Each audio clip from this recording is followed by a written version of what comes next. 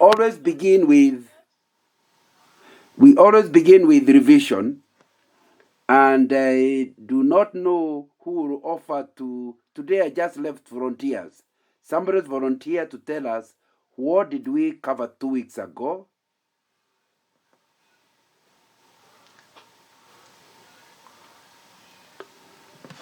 Florence, since you seem to be the one Diangoi picked, may I also pick you? Yeah, it's okay. Okay. Just tell us one thing that you can remember from last week. Okay, the last class we had, we talked about leadership, a leader being one person who needs discernment. And we also, we see that he, being, for one to have discernment is that he's able to make clear judgments. And a person without discernment is always ignorant, stupid, and some other words that I didn't write down. But we see that discernment is only possible with God, and we see that when David seeks God to attack the Philistines and save, be able to save Keilah. And another thing was that discernment also makes you a risk taker as required in any leadership skill. Yeah. Thank you very much. Anybody else volunteer?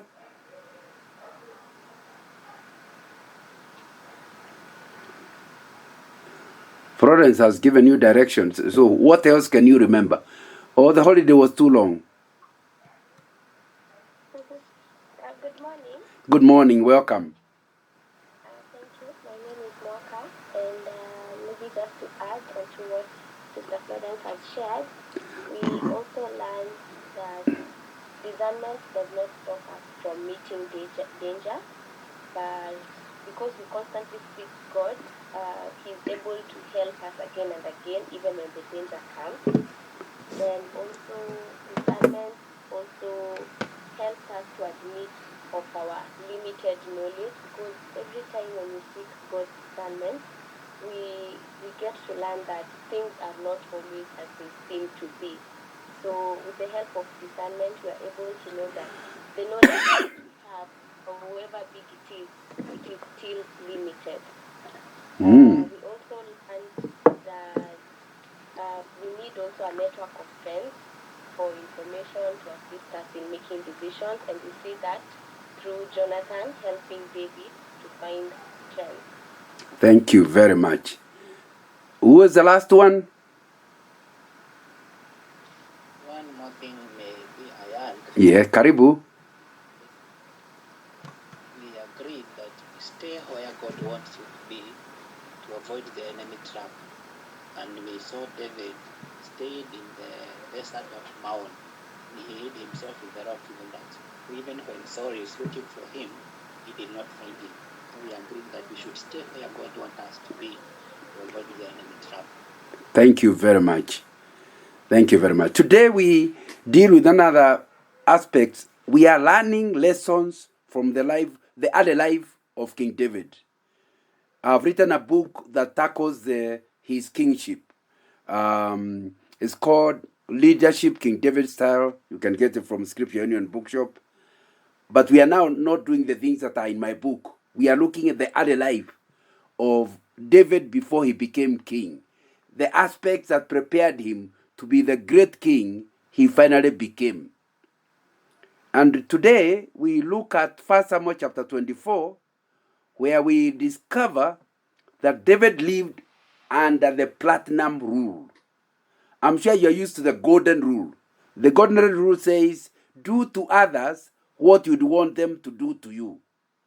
Which therefore means, if an enemy, if somebody is an enemy, that one you're allowed to deal with them as enemies, because you do to others what you'd like them to do to you. Now, but somebody came up with a new rule. Of course, Jesus is the one who came up with it, but he did not call it, but platinum rule, where you don't just love your friends and people who are good to you, you love your enemies. And that's not going to be easy, because any leader will have many, many enemies. And here, you need to live where even your enemies are not actually enemies. Because if you call them enemies or regard them as enemies, then you'll fight them. What I need in order to be clear is that people hate you. People even regard you as an enemy. But you in return do not regard them as enemies. You therefore do good to them, although they are not doing good to you. That is a very high level of your trust in God for you to do that. Because generally speaking, if somebody has done you bad, you just feel like doing bad to him also. But you will not be a good leader like David if you don't learn how to be good to enemies. A leader must love and be fair, even to his enemies. That is the platinum rule. And my prayer and hope for you is that you will understand and look at your life, not just in the future, even currently. Are there people, if they don't do well, you laugh, you enjoy the fact that they failed? Are there people who you would do anything to ensure they get into trouble? Are there people who you really are currently even working to their downfall? If that's where you are, then you'll never be a leader like King David. If among the people you are leading, there are some people for whom you would pray for evil, you are not a good leader at all. Let's just see a few things from the portion of scripture we are looking at. We begin with verse 1. After Saul returned from pursuing the Philistines, he was told, David is in the desert of En-Gedi. So Saul took 3,000 able young men from all Israel and set out to look for David and his men near the crags of the wild goats. You know, he certainly is a whole king running after a band of people. They're only 600 by the way. So David is only with 600. How do you hope to deal with that? Many of us would die out of depression or stress when he realizes there's nowhere to hide. He tries to go to enemy territory.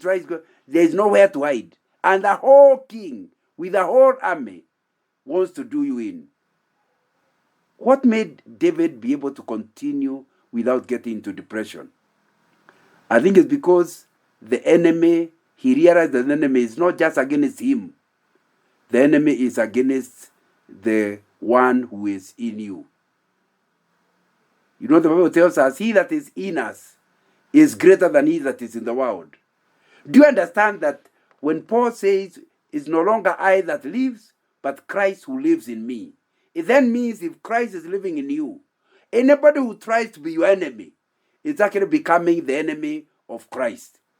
And since you know Christ is God, cannot be beaten, it means you can go on in life without fear, because you know nothing will happen that God does not allow, because he is in you.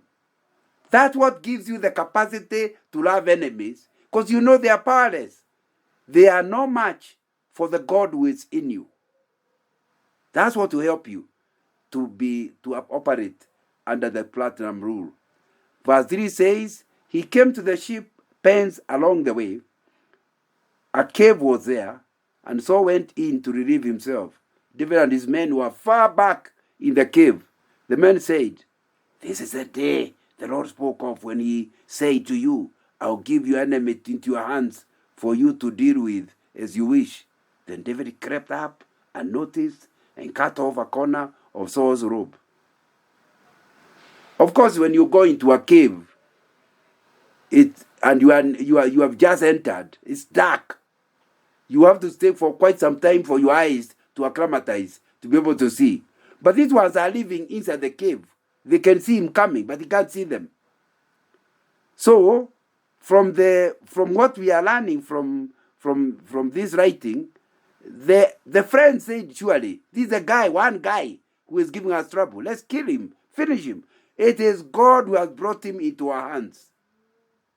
And you can see how tempting it is for David to just finish this old man. Instead, he simply crept there, and instead of killing him, he just cut a corner. What about you? If somebody has been giving you a lot of trouble, then God puts him where you really he's at your mercy. What will you do? A lot of people will say, even God led me. I killed him. God led me. No. Opportunity to do evil is not instruction to do evil. So if you're operating under the platinum rule, when your enemy is at your mercy, you will still have to ask God, what do I do with this enemy? And a lot of people think that every time they have opportunity to do evil, it is really an instruction to do evil. You know, there's somebody has come to your room, the girl brings herself to your room, and your parents are not there, and you're a young man, hot-blooded man, and if you, God, I didn't ask her, she's the one who brought herself to my room. You feel like God is responsible for immorality. Let me repeat, opportunity to do evil is not instruction to do it. And you need to be very careful because the Lord may be testing you. That's why he is putting your enemy at your mercy, so that he sees whether you trust him enough to be able to consult him and do what he tells you to do. But if you're operating under platinum rule, you will not want to hurt others. Let me be quick to say, it does not mean that if you are in the military, you cannot kill an enemy. But it just means it has to be declared war rather than undermining others. It does not mean you cannot fire somebody who is doing wrong and bringing jeopardy to the whole organization. You can fire them, but you, in your heart, you simply don't hate them. So you cannot do something out of emotional outburst, because for you, you actually love them and desire for their good. Verse 5. Afterward, David was conscience-stricken for having cut off a corner of his robe. He said to his men, the Lord forbade that I should do such a thing to my master, the Lord's anointed, or lay my hand on him, for he is the anointed of the Lord. Can you imagine? He has not killed him. He has simply cut a robe and allowed him to go. And he is feeling guilty. Even cutting a part of the robe for God's servant isn't right. At that time, his people are already feeling very annoyed with him. You had the opportunity to kill him. Now you have to keep running because you are not killing him. How can he come to you and you don't kill him? You know, sinning against an enemy is still sin. Do not ever feel like if you do something to somebody you hate, it's not wrong. God, you know I'm justified. He has done so many wrong things to me. Sin against an enemy is still sin. And the solution to it is only operating under the platinum rule, where you do good to enemies. You do good to those who do you evil. And when you operate at that level, you can see the kind of teamwork you are going to create. Verse 7. With these words, David sharply rebuked his men and did not allow them to attack Saul. And Saul left the cave and went his way. Obviously, he could see clearly the people that were with him were of a different mind, of a different view. So he sharply rebuked them. He did not want to do wrong. You know, he could have simply said, me, I can't do it. But my soldiers can, and then argue like Saul did. It's not me. It's my soldiers who came with Agag and some lambs. That's what he told Samuel when he disobeyed God. In 1 Samuel 15. Now, here we are learning that David not only could not do wrong, he could not allow others to do wrong. Outsourcing corruption is something quite common in Kenya, where big multinational organizations will employ a clearing agent who is corrupt to ensure that the goods are cleared very fast. And they try to pretend they don't know what the clearing agent does. They pay him his fees, but they know the reason why the goods are coming out quickly is because they are bribing. That's what we call outsourcing corruption. You don't want to do corruption in-house. You want other people to do it. As a leader, using others to do your dirty work, it remains evil. Not only must you not do evil work yourself, you must not use others to do the evil work or the dirty tasks. Do not outsource evil. In other words, I'll not do it myself. I'll pay others to do it. It will still be wrong. Acting under the platinum rule means not only don't you hurt your enemies, you do not use others to hurt them. Verse 8. Then David went out of the cave and called out to Saul, "My Lord, the king." When Saul looked behind him, David bowed down and prostrated himself with his face to the ground. Can you imagine? He is showing so much respect. But this is a guy who has come all the way to kill him. What I'm trying to get you to see that if you're operating under the platinum rule, you can criticize an evil leader, but you must do so with respect. You can tell your parents that the decision they are making is not good, but you can only do so with respect. Respect your leader even if they are evil.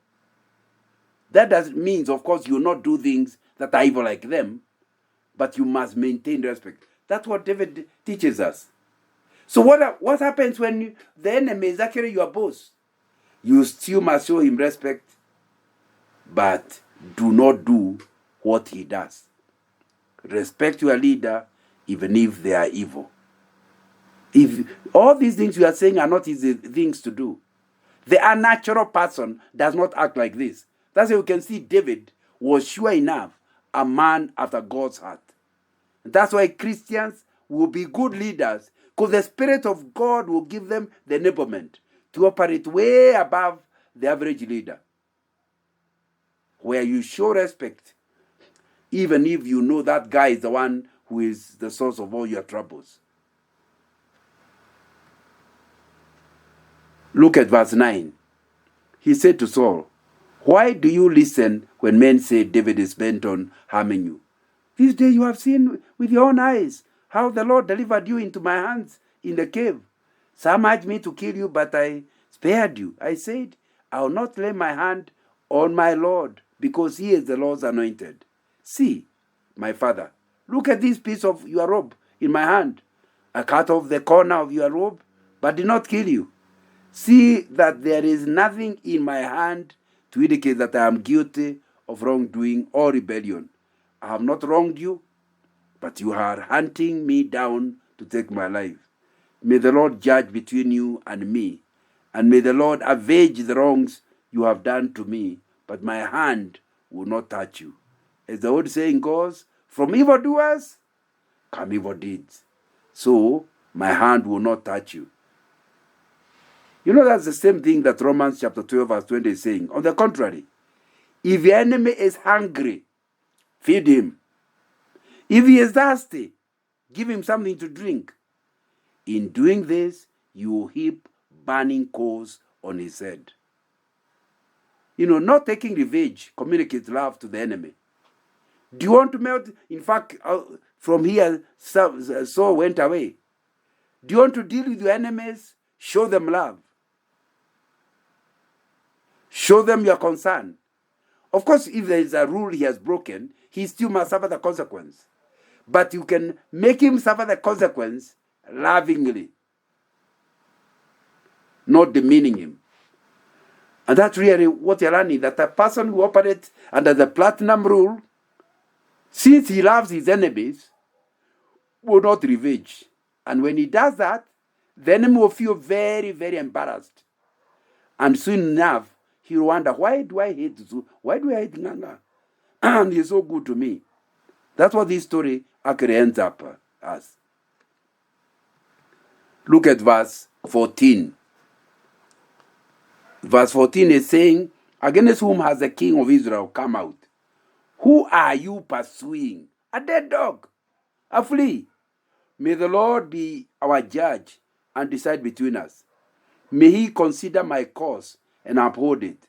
May he vindicate me by delivering me from your hand." Can you hear what David is saying? I am not about to do it myself. It's God who will handle you. And you need to understand that as you talk to enemies. Let the enemy know they have to deal with your God. You are not fighting them on your own. They are not actually just fighting you, they are fighting God. That's what David is letting this person know. I'm a dead flea. I'm nothing. But the real problem you have is you have to deal with my God. And I think that, let's look at verse 16. When David finished saying this, Saul asked, "Is that your voice, David, my son?" And he went aloud, "You are more righteous than I." He said, "You have treated me well, but I have treated you badly. You have just now told me about the good you did to me. The Lord delivered me into your hands, but did not kill me. When a man finds his enemy, does he let him go away unharmed? May the Lord reward you well for the way you treated me today. I know that you will surely be king, and that the kingdom of Israel will be established in your hands." See the power of love? The power of loving your enemy? Love and care is a solution to any enmity. When you actually show love to somebody who hates you, because of course a lot of enemies think you hate them. They are suspicious of you. But as you act positively, they end up having to finally yield. Finally, verse 21, "Now swear to me by the Lord that you will not kill off my descendants or wipe out my name from my father's family." So David gave his oath to Saul. Then Saul returned home, but David and his men went up to the stronghold. So you see, at least for that particular chance, loving an enemy has sorted out the problem. They are no longer running after David's life. Help deal with the enemy's insecurity once you have God confidence. What does that mean? If the enemy realizes you are not trying to ruin him, it will make him wonder, why do I spend all my time trying to bring Nana down? He's not my enemy. He's not trying to harm me. I better not to continue with this. Like I've said a little earlier, I know it's not easy. But if you want to have the kind of leadership levels that David reached, you need to do this for 3 reasons. Number 1, it makes your enemies become friends. Number 2, it means even your own friends start trusting you more. That if you can't do that to his enemy, what can you do to your friend? And number 3, it pleases the Lord when you don't become revengeful. The Lord bless you. The meeting is back to the MC.